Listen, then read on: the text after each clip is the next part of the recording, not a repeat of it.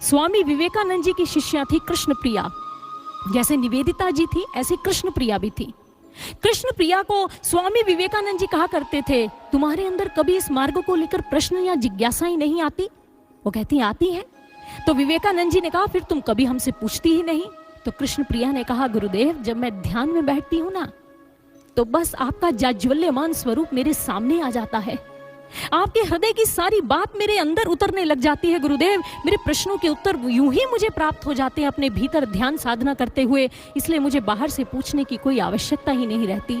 तो विवेकानंद जी मुस्कुराकर कह देते हैं, क्योंकि तुम्हारा हृदय मेरे पास है और मेरा हृदय तुम्हारे पास है, यानी कि गुरु शिष्य का संबंध हृदय से होता है, सज्जनों, समर्पण पर होता है।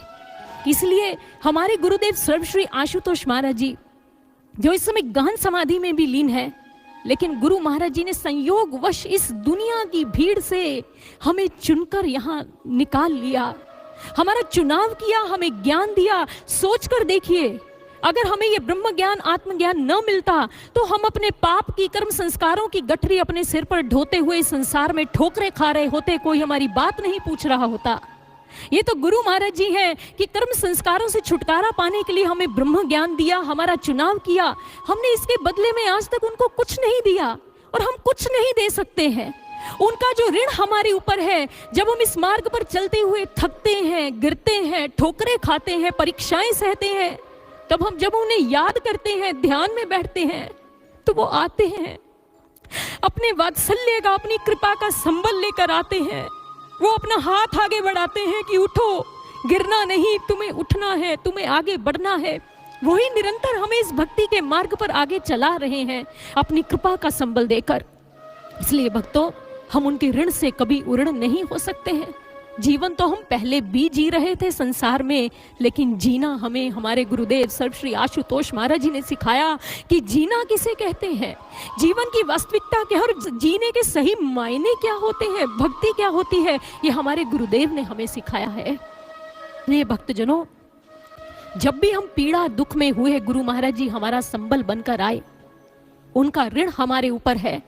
और मन इस बात से भी भयभीत हो जाता है, ये मन के अंदर कल्पना करने से भी डर लगता है कि अगर गुरु महाराज जी की जीवन में ना आते तो हमारा क्या होता।